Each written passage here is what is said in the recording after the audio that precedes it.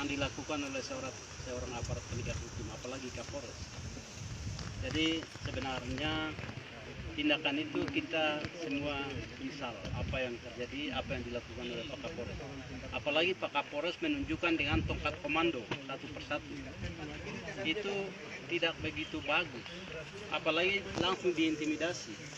Terus mereka dibariskan sampai hampir 1 jam penuh. Begitu tuh sangat disesalkan apa yang dilakukan oleh Pak Kapolres. Seorang Kapolres itu mesti ada tingkat koordinasi. Kalau ada kabupaten yang berbeda, ini mesti harus ada tingkat koordinasi yang harus dilakukan oleh Pak Kapolres Mambramo Tengah dan Kapolres Jaya Wijaya. Tingkat ini perlu, tapi tingkat ini tidak dilakukan. Jadi Pak Kapolres ya dianggap kalau bahasa kasar itu masuk ke wilayah orang lain, mencuri. Apalagi intimidasi masyarakat sipil yang sama sekali tidak tahu masalah. Saya tidak tahu apa yang Pak Kapolres menuduh kepada adik-adik yang ada di posko. Tapi tuduhan yang dituduhkan itu juga sebenarnya Pak Kapolres harus membuktikan sebagai seorang aparat penegak hukum. Tanpa membuktikan sesuatu yang dicurigakan bahwa mereka itu adalah OPM, separatis, ngapain bertindak-tindak di posko? Saya pikir adik-adik ini sedang menjaga kita semua supaya kita tidak tervirus dengan virus corona. Tapi sikap seorang pemimpin yang dilakukan oleh Pak Kapolres ini kita menyesal. Mereka ditodong dengan senjata, terus mereka dibariskan, terus mereka dikatakan bahasa yang kasar, bilang kami akan tembak. Kapolres tidak bisa bicara begitu. Dia seorang pemimpin. Jadi mulut itu jaga seorang pemimpin.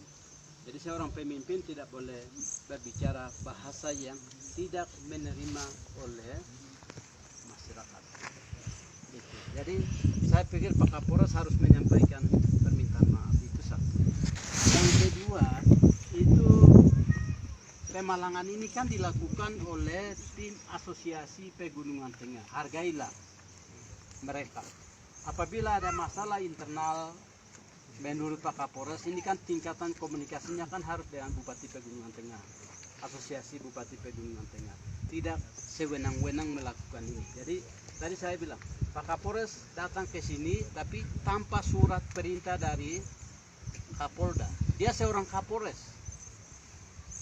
Dan ini kami akan bertanya kepada Kapolda dan kepada Kapol Panglima terkait dengan tim gabungan yang datang membongkar dan mengintimidasi adik-adik ini. Saya tidak tahu apa yang Pak Kapolres menemukan ketika dia melakukan penyitaan dalam rumah ini, dalam posko ini. Ini kan ada aturan, kalau Kapolres mau melakukan penyitaan berarti harus ada surat penyitaan dari pengadilan. Tanpa surat perintah dari pengadilan, kenapa dia harus datang ke sini mau sita-sita barang? Tidak bisa. Jadi ini kita ada di negara hukum, sehingga kalau Kapolres mencurigakan bahwa mereka ini adalah KNBB, OPM dan jaga di sini, kenapa Pak Kapolres tidak mau usut? Lalu datang dengan tindakan yang terlalu arogansi. Jadi ini yang kita tidak mau. Satu itu. Yang kedua, tindakan ini jangan sampai kita tidak perlu dengan tindakan ini karena kita sedang berjaga-jaga terkait dengan penyebaran virus corona. Jangan seperti di Pegunungan Tengah ini terjadi seperti di kabupaten lain. Orang sedang ada dalam situasi yang dengan corona ini lalu menembak sana sini. Nanti untuk hari ini kita tidak ketemu korban. Kalau Kapolres perintahkan anak-anak ini ditembak, mungkin hari ini kita pulang bawa jenazah. Itu.